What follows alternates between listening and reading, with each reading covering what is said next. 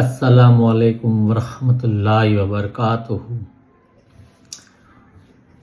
એક પુરાની ઘટના મને યાદ આવી એટલા માટે આ વિડીયો બનાવ્યો। પ્રાચીન કાળની અંદર છે ને, જૂના જમાનામાં કબીલાઓ રાજ હતું। કબીલાઓ અલગ અલગ કબીલાઓ હતા અને દરેક કબીલાની અંદર બે વ્યક્તિ એવા હોય કે જેને પોતાના કબીલા ઉપર એક રાજ કરવું હોય। એટલા માટે એવું થતું કે ભાઈ કોણ રાજ કરશે આ કબીલા ઉપર। તો એના માટે નક્કી એવું કરવામાં આવતું કે ભાઈ જે બે પ્રતિદ્વંદ હોય, જે વ્યક્તિઓ એવી ઈચ્છા રાખતા હોય કે ભાઈ અમારે આ કબીલા ઉપર રાજ કરવું છે, તો તેવા બંને લોકોને, જે કબીલો હતો તેના જે લોકો હતા તે એક રાઉન્ડમાં ઊભા રહી જાય અને વચ્ચે એ બંને પ્રતિદ્વંદી હોય ને, જેને કબીલા ઉપર રાજ કરવું હોય, એ બે જણા યુદ્ધ કરે, એટલે કે કુસ્તી કરે, ઝઘડો બાંધે એકાબીજાને અને એકાબીજાને નીચે પડવાની કોશિશ કરે અને જે વ્યક્તિ નીચે પડી જાય એ હારી ગયો કહેવાય અને જે વ્યક્તિ ઊભો રહી જાય એ જીતી ગયો કહેવાય। આવી એક પ્રથા હતી, કબીલા પ્રથા જેને કહેવાય। ત્યારે એવું હતું કે એને કબીલાની રક્ષા કરવી પડતી, એટલે માણસને શારીરિક બળ હોવું જોઈએ અને એ શારીરિક બળ બતાવવા માટે એ લોકો યુદ્ધ કરતા, દ્વંદ્વ યુદ્ધ કરતા અને એમાં એ જીત હાસિલ કરી અને કબીલાનો પછી એ લોકો રક્ષણ કરતા, જે બી વ્યક્તિ જીતે એ, બરાબર। તો ધીમે ધીમે કબીલા પ્રથા ધીમે ધીમે બંધ થઈ ગઈ। એનું કારણ છે અંગ્રેજો આવ્યા। અંગ્રેજો પછી દાદા આંબેડકર સાહેબે સંવિધાન લખ્યું, એટલે સંવિધાનના આધારે લોકોની ઉપર કોઈ હુમલા થતા બંધ થઈ ગયા, કોઈ ખોટી રીતના હેરાન કરતા બંધ થઈ ગયા, કારણ કે સંવિધાન લખાઈ ગયું અને કાયદો આવી ગયો અને કાયદાનું પાલન થવા માંડ્યું, એટલે એ બધી પ્રથા નીકળી ગઈ।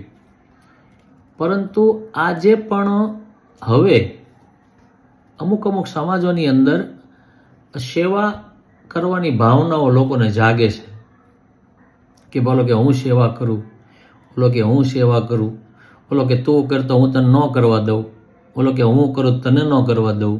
એ રીતની એક જૂની પરંપરા મુજબ આ રીતનું માનસિક દ્વંદ્વ યુદ્ધ ચાલતું જ રહેવાનું છે કયામત સુધી। એ કોઈ આપણને હમગમ નથી, પણ આપણે વાત મુદ્દાની એ કરવાની છે કે પણ આજે પણ એ જ રીતના સમાજની અંદર બે વ્યક્તિઓ અથવા તો બે કરતાં વધારે વ્યક્તિઓને સેવા કરવા માટેની એક માનસિકતા, એક પર્સનાલિટી ડેવલપ થાય સમાજના કોઈ બી વ્યક્તિમાં અને પોતે આના કરતાં વધારે સારું કરશે ને એવો એને વહેમ હોય। કોઈ વ્યક્તિ સેવા કરતો હોય ને સમાજની, તો બીજાને એવો વહેમ હોય કે હું આના કરતાં વધારે સારું કરું। તો એના માટે ઈલાજ એક જ છે કે સૌ પ્રથમ તો ભાઈ તમને જો અગર એવું હોય કે હું આના કરતાં વધારે સારું કરું અથવા તો હું કરી શકું એમ છું, તો વખતે બની શકે કે એ આપણો વહેમ બી હોઈ શકે।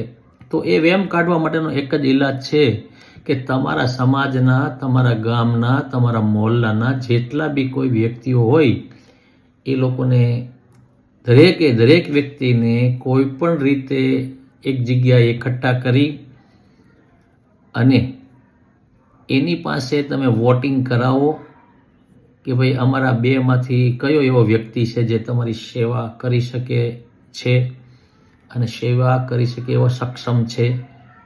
એ તમે વોટિંગ કરાવો ને તો જ તમને ખ્યાલ આવે। અને જો તમે એ વોટિંગ ના કરાવો અને એમને એમ જ જો તમે સેવા આપ્યા કરતા હો, તો તમારું જે આત્મબળ છે ને એ ક્યાંક ને ક્યાંક માર ખાતું હોય।